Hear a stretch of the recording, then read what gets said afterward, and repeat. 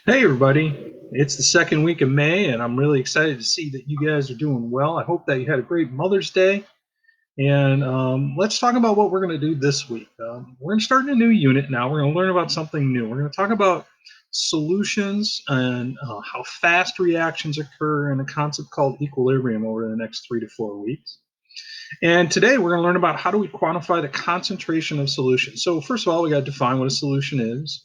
We'll talk about some of the vocabulary that you can see, saturated, unsaturated, but mostly you want to be able to do the mathy parts of it. You want to be able to put a number on a solution. It's called molarity.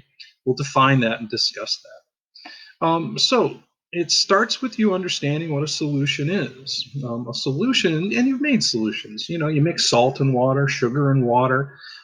Anytime you have something that there's a lot of, we call the lot of stuff the solvent.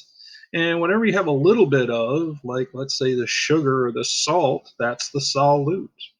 And when the solution is this idea right here. The solution is when you take a solute and a solvent. Solvent's what there's more of, solid's what there's less is, but here's the key. It's a homogeneous mixture. That means as a homogeneous mixture, it's uniform throughout. You can't separate out and see it. So really what happens when salt dissolves is these salt crystals, which are large things that are visible, break up into such small bits, in this case cations and anions, we can't see them. And because we can't see them, it looks homogeneous. It's uniform throughout. So you want to think about that. If you cannot see anything separate in there, but you know it's mixed, it's most likely a solution. Even the gold on my wedding ring, let me get that in there, hold it right there, gold on my wedding ring, that's a solution too. It's a uniform mixture. It's got obviously gold, but it's only 14 karat gold. So there's usually some tin and some zinc added to it. So what we're going to focus on are water solutions. The most common thing, of course, is used water as the solvent. That's the universal solvent. It's inside the chemistry of us. And we're going to talk about water solutions. So we're going to use this term aqueous quite a bit. And there's a lot of vocabulary terms that are associated with it. First of all, saturated and unsaturated. Take a second and look what it says. Saturated solution is you can't dissolve anymore. It's got the maximum amounts at that temperature. It depends on temperature. And obviously, an unsaturated solution just means it's less than saturated. And then, of course, we have these terms like dilute and concentrated. Maybe you've bought this stuff right here, this orange juice, this concentrated pineapple orange juice that you see right there. It's concentrated.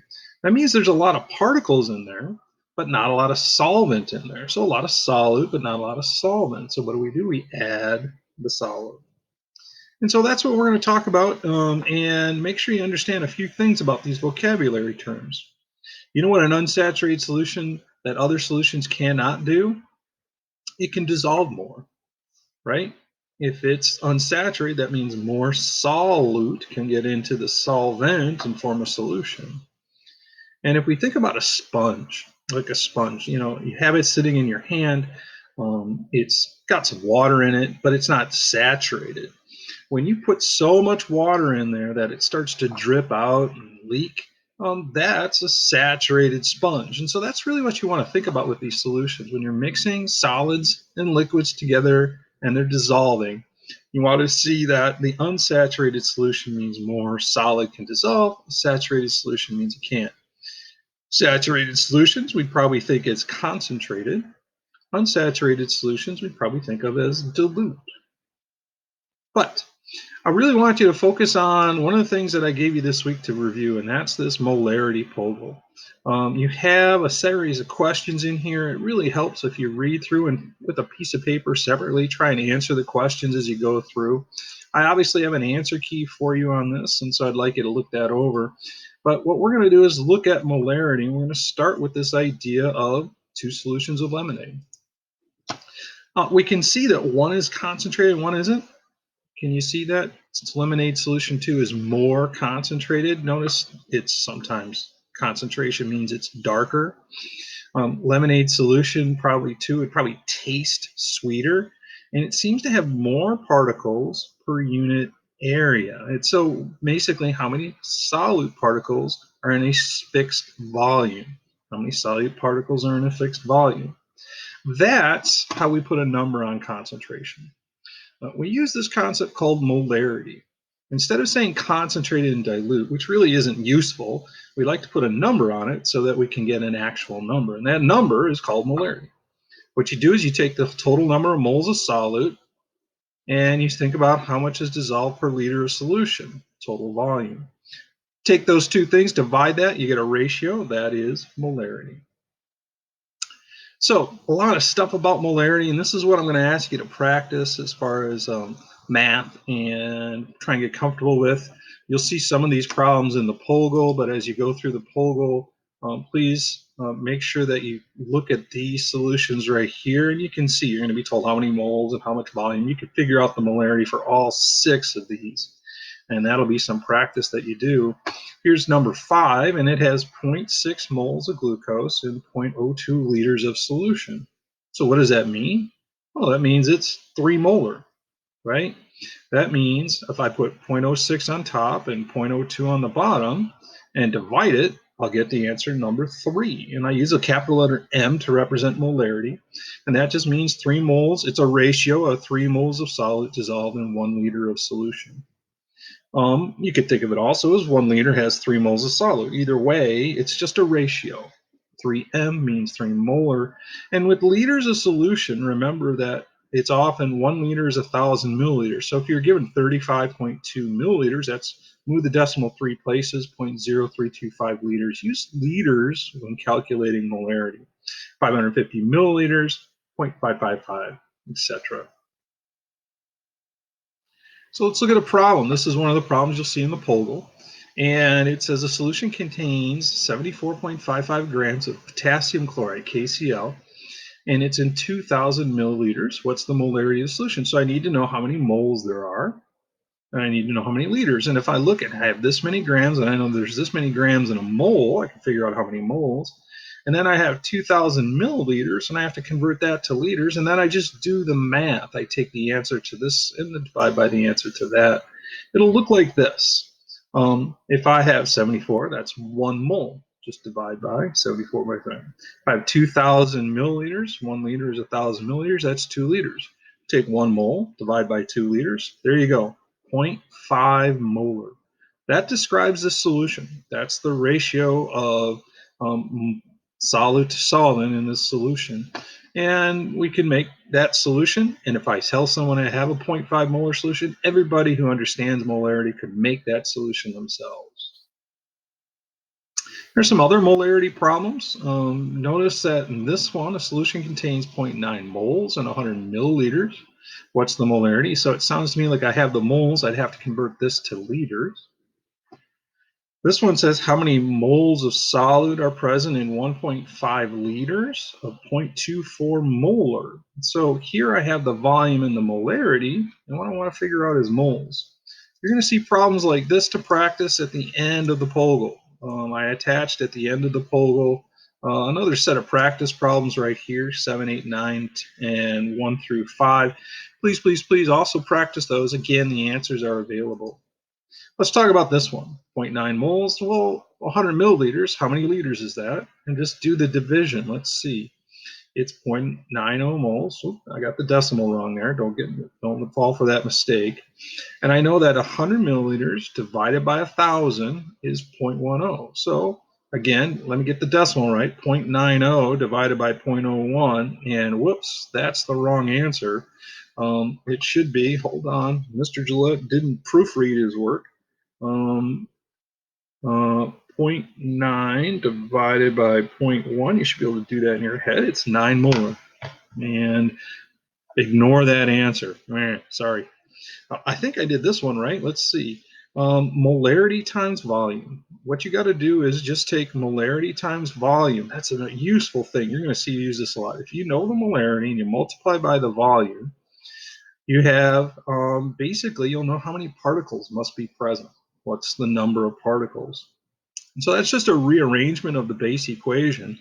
So if I want to know how many moles, I just take the 0.24 molars. When I use the volume, make sure it's in liters. It has to be liters. I'd have to convert that.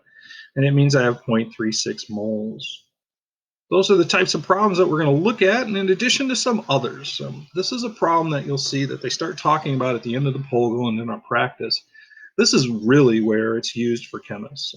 Chemists have to make solutions often, and they want them to all be identical in terms of concentration. So to do that, they need to know how to make the solution. And to get the solution, let's say you want to make copper sulfate solution, you need only 75 milliliters, but it needs to be 0.2500 molar.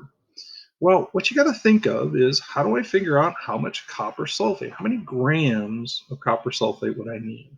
I know how much water I need to get the final volume. And notice that this is a two-step process. It's not that I'm adding 75 milliliters. I'm adding water until the final volume is 75 milliliters. But how many grams? Well, if I know the molarity and I multiply by the volume, I can get the moles. We just did that. And if I know the moles and I multiply by the molar mass, I can get how many grams. And so that works out like this. Molarity times volume tells me how many moles. And then moles times molar mass will give me how many grams. Again, I apologize, Mr. Gillette didn't proofread this. This should be 0.075, 0.25. I don't believe that's 0.36. Let me just double check that. It should be 0.0188. And I'm sorry, this should be 0.0188, obviously. In general, though, keep this in mind. When you're making a solution, there is a process. And the easy thing to do is, whenever it says what mass of a solid to make, the volume and the molarity, just do this. Liters times molarity times molar mass. That's all I did here. Liters times molarity times molar mass. Figure out how many grams of solid. And the way the process goes is, you put the solid in the bottom of the container. You get it a little wet, usually using water as a solvent.